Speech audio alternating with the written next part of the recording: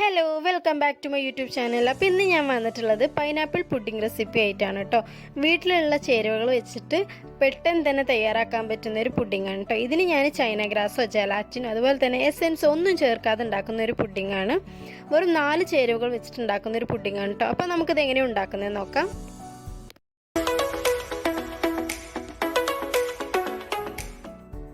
ഇതിന് വേണ്ടിയിട്ട് ഞാൻ പൈനാപ്പിൾ എടുത്തിട്ടുണ്ട്. പൈനാപ്പിൾ ഞാൻ 3 വിധത്തിൽ കട്ട് ചെയ്ത് വെച്ചിട്ടുണ്ട് കേട്ടോ. ചെറുതാക്കി അരിഞ്ഞ് വെച്ചിട്ടുള്ളത് നമ്മൾ പുഡിങ്ങിൻ്റെ മേൾഭാഗത്ത് ഇടാനും, കുറച്ച് വലിയ പീസാക്കിയിട്ടുള്ളത് നമ്മൾ പുഡിങ് ഉണ്ടാക്കുന്നതിൻ്റെ താഴ്ഭാഗത്ത്, അതായത് പുഡിങ്ങിൻ്റെ അടിഭാഗത്ത് വെക്കാനും വേണ്ടിയിട്ടാണ് കേട്ടോ. മറ്റേ പീസ് നമ്മൾ കുറച്ച് ജ്യൂസാക്കി എടുക്കുന്നുണ്ട്. അപ്പോൾ അതിന് വേണ്ടിയിട്ടാണ് ഞാൻ അങ്ങനെ അരിഞ്ഞ് വെച്ചിട്ടുള്ളത്. അതിന് പ്രത്യേകിച്ച് ഷേപ്പൊന്നും വേണ്ട, അത് നമുക്ക് ജ്യൂസാക്കാനുള്ളതാണ്. പിന്നെ ഇതിലേക്ക് 1/4 കപ്പ് കോൺഫ്ലവർ എടുത്തിട്ടുണ്ട്.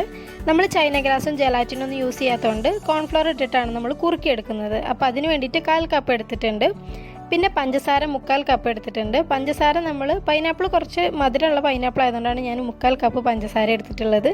ചില പൈനാപ്പിൾ ചിലപ്പോൾ പുളിയൊക്കെ ആയിരിക്കും, അങ്ങനെയാണെങ്കിൽ നിങ്ങൾക്ക് പഞ്ചസാരൻ്റെ അളവ് കൂട്ടാം കേട്ടോ. പിന്നെ 1 ലിറ്റർ പാലും എടുത്തിട്ടുണ്ട് കേട്ടോ. നമുക്ക് ഫസ്റ്റ് പാല് തിളപ്പിക്കാൻ വേണ്ടി വെക്കാം. പാല് തിളച്ച് വരുന്ന ടൈം കൊണ്ട് നമുക്ക് പഞ്ചസാര കാരമൽ ചെയ്തെടുക്കാം. പഞ്ചസാര കാരമൽ ചെയ്യണത് നമ്മൾ പൈനാപ്പിളൊക്കെ ഒന്ന് സോട്ട് ചെയ്യാൻ വേണ്ടിയിട്ടാണ് കേട്ടോ. നമ്മളിതിലേക്ക് മുഴുവൻ പഞ്ചസാര ഇട്ട് കൊടുക്കുന്നില്ല, ഒരു 2-3 ടേബിൾ സ്പൂൺ പഞ്ചസാര ഇട്ടിട്ട് ഒന്ന് കാരമൽ ചെയ്തെടുക്കാം. പഞ്ചസാര കാരമൽ ചെയ്തെടുക്കുമ്പോൾ എപ്പോഴും ശ്രദ്ധിച്ചിട്ട് വേണം ചെയ്തെടുക്കാനായിട്ട്, അല്ലെങ്കിൽ പെട്ടെന്ന് കരിഞ്ഞു പോവും, അപ്പോൾ കയ്പ്പ് ടേസ്റ്റൊക്കെ വരും. അപ്പോൾ നമ്മൾ ആദ്യം തന്നെ ഒരു മീഡിയം ഫ്ലെയിമിൽ ഇട്ട് കൊടുക്കാം. ചെറുതായിട്ടൊരു കളർ ചേഞ്ച് വരുമ്പോൾ അപ്പോൾ നമുക്ക് ലോ ഫ്ലെയിമിലാക്കി കൊടുക്കാം. ഇടയ്ക്കൊന്ന് ഇളക്കി കൊടുക്കുകയും ചെയ്യണം കേട്ടോ.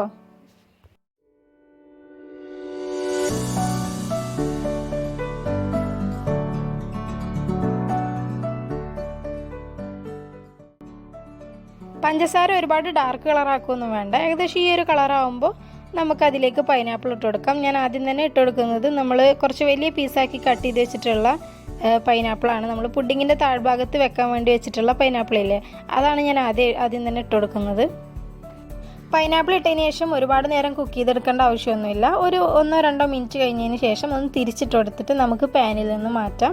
പിന്നെ അതേ പാനിൽ തന്നെ ആ ഒരു പഞ്ചസാരൻ്റെ ബാക്കി ഉണ്ടാവുമല്ലോ, അതിൽ തന്നെ നമ്മൾ പുഡിങ്ങിൻ്റെ മേൾഭാഗത്ത് ഇടാൻ വേണ്ടി വെച്ചിട്ടുള്ള ചെറുതാക്കി അരിഞ്ഞ് വെച്ചിട്ടുള്ള പൈനാപ്പിളും കൂടി ഇട്ടിട്ടൊന്ന് സോട്ട് ചെയ്തെടുക്കാം.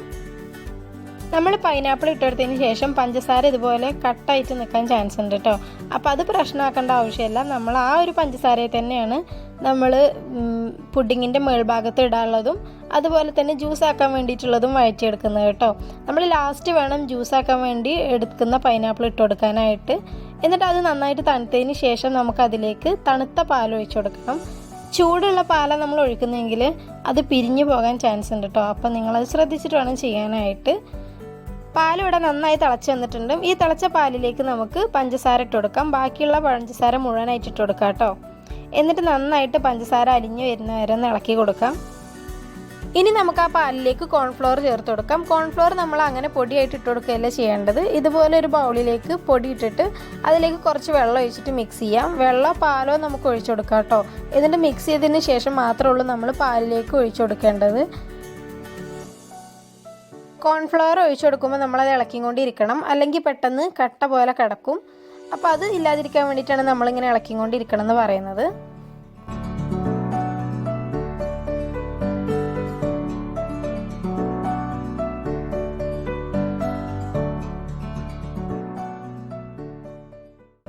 പാൽ അത്യാവശ്യം കുറുകി വന്നിട്ടുണ്ട്. നിങ്ങളുടെ പാല് ഇത്ര തിക്കായിട്ട് വന്നിട്ടില്ല എന്നുണ്ടെങ്കിൽ അതിലേക്ക് 1 ടേബിൾ സ്പൂൺ കോൺഫ്ലവറും കൂടെ ചേർത്ത് കൊടുക്കാം കേട്ടോ.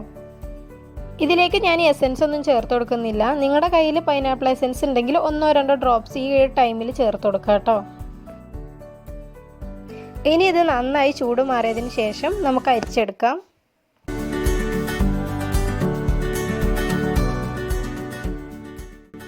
ഇതിപ്പോൾ ഞാൻ കട്ടകളൊന്നും ഇല്ലാതെ അരിച്ചെടുത്തിട്ടുണ്ട് കേട്ടോ.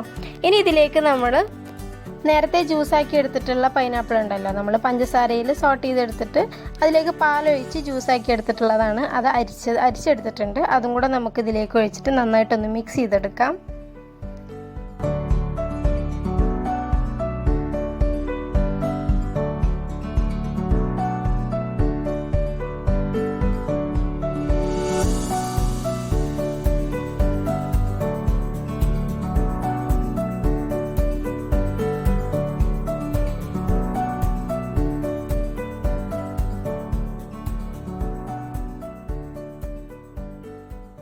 ഇനി ഞാൻ ഇതുപോലത്തെ ഒരു പുഡിംഗ് ട്രേ എടുത്തിട്ടുണ്ട്. നിങ്ങളുടെ കയ്യിൽ ഫ്രിഡ്ജിൽ വെക്കാൻ പറ്റിയിട്ടുള്ള ഏതെങ്കിലും ഒരു പാത്രം എടുത്തിട്ട് അതിൽ ഇതുപോലെ സെറ്റ് ചെയ്തെടുക്കാം കേട്ടോ. നമുക്ക് ഞാൻ ആദ്യം തന്നെ നേരത്തെ മാറ്റി വെച്ചിട്ടുള്ള പൈനാപ്പിൾ ഒന്ന് നിരത്തി കൊടുക്കാം.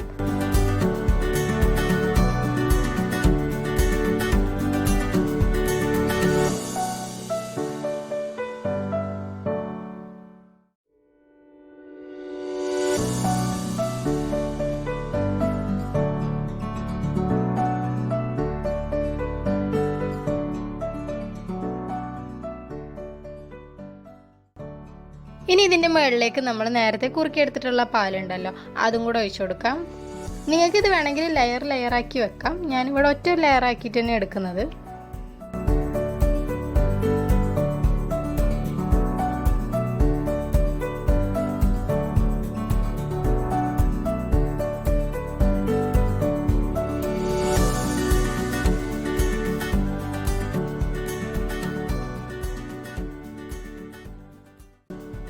ഇനി നമുക്കിതൊരു 10-15 മിനിറ്റ് ഫ്രിഡ്ജിൽ വെച്ച് സെറ്റ് ചെയ്തെടുക്കാം.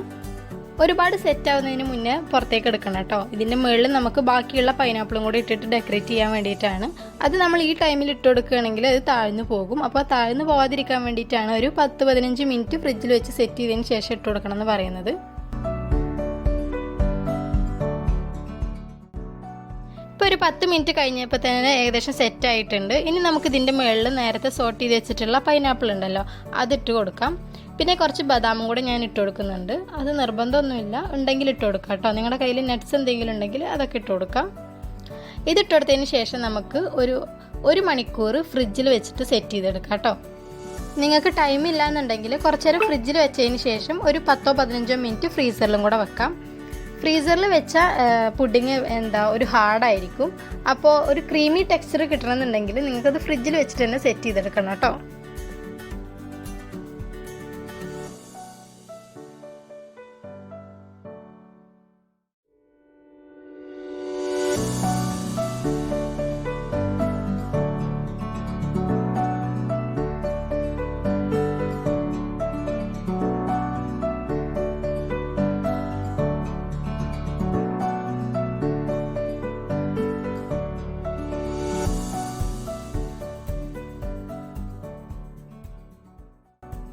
അപ്പോൾ അങ്ങനെ വായിലിട്ടാൽ അലിഞ്ഞു പോകുന്ന പൈനാപ്പിൾ പുഡിംഗ് ഇവിടെ റെഡി ആയിട്ടുണ്ട്. സിമ്പിളായിട്ട് ഉണ്ടാക്കാൻ പറ്റുന്ന ഒരു പുഡിംഗാണ് കേട്ടോ. നമ്മളെ വീട്ടിലുള്ള ചേരുവകൾ വെച്ചിട്ട് മാത്രം ഉണ്ടാക്കുന്ന ഒരു പുഡിംഗാണ്. ചൈന ഗ്രാസോ ജലാറ്റിനോ ഇതിൻ്റെ ഒന്നും ആവശ്യമില്ലാതെ നമുക്ക് ഉണ്ടാക്കാൻ പറ്റുന്ന ഒരു പുഡിംഗാണ് കേട്ടോ.